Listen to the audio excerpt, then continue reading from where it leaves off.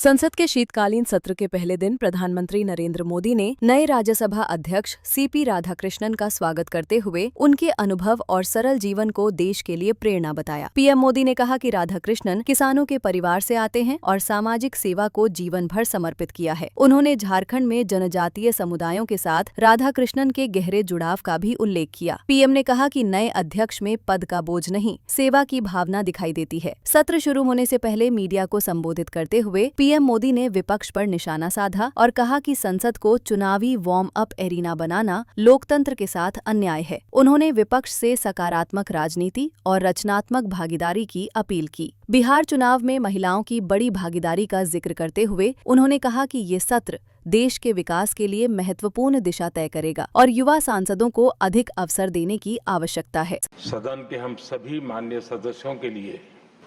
ये गर्व की पल है आपका स्वागत करना और आपके मार्गदर्शन में सदन के माध्यम से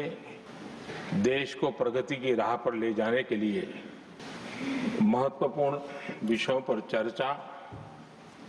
महत्वपूर्ण निर्णय और उसमें आपका अमूल्य मार्गदर्शन एक बहुत बड़ा अवसर हम सबके लिए है। मैं सदन की तरफ से, मेरी तरफ से आपको बहुत बहुत बधाई देता हूं, आपका अभिनंदन करता हूं और आपको शुभकामनाएं देता हूं। और मैं विश्वास भी कर देता हूं कि सभी इस सदन में बैठे हुए माननीय सदस्य ये उच्च सदन की गरिमा को संभालते हुए आपकी गरिमा की भी सदा सर्वदा चिंता करेंगे, मर्यादा रखेंगे,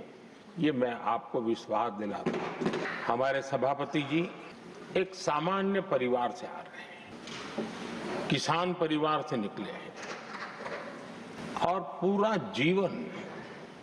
समाज सेवा के लिए समर्पित किया है। समाज सेवा ये उनकी निरंतरता रही है। राजनीतिक क्षेत्र उसका एक पहलू रहा है, लेकिन मुख्य धारा समाज सेवा की रही है। समाज के प्रति समर्पित होकर के जितना कुछ अपने युवा काल से लेकर अब तक वो करते आए हैं, करते रहे हैं, वो हम सभी समाज सेवा के प्रति रुचि रखने वाले लोगों के लिए एक प्रेरणा है, एक मार्गदर्शन है। सामान्य परिवार से, सामान्य समाज से, सामान्य राजनीतिक जहां अलग अलग करवट बदलती रही है, उसके बावजूद भी आपका यहां तक पहुंचना, हम सबका मार्गदर्शन प्राप्त होना, ये भारत के लोकतंत्र की सबसे बड़ी ताकत है। ये मेरा सद्भाग्य रहा है कि मैं आपको लंबे अरसे से परिचित रहा हूं।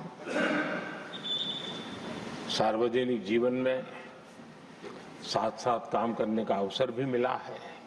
लेकिन प्रधानमंत्री के रूप में जब मुझे यहाँ दायित्व मिला और जब मैंने आपको अलग अलग जिम्मेवारियां में काम करते देखा, तो मेरे मन पर अतिशय सकारात्मक भाव जगना बहुत स्वाभाविक था।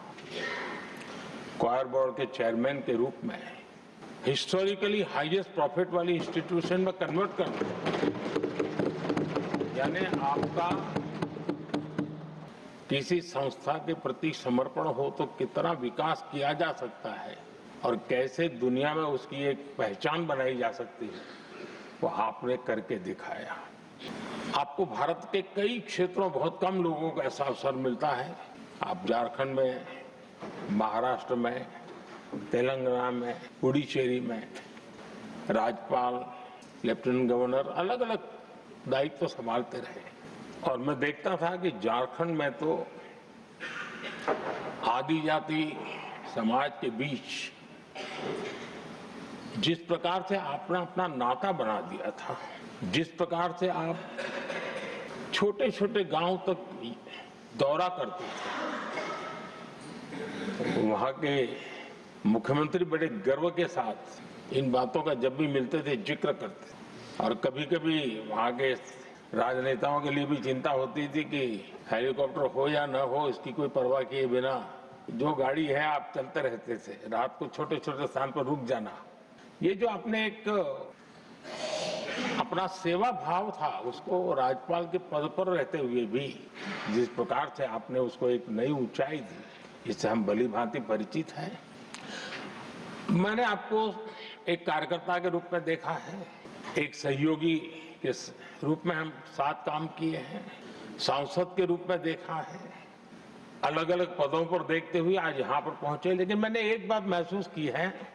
कि आमतौर पर सार्वजनिक जीवन में पद पर पहुंचने के बाद कभी लोग पद का भार अनुभव करते हैं और कभी कभी प्रोटोकॉल में दब जाते हैं, लेकिन मैंने देखा है कि आपको और प्रोटोकॉल का कोई नाता ही नहीं रहा। आप प्रोटोकॉल के परे रहे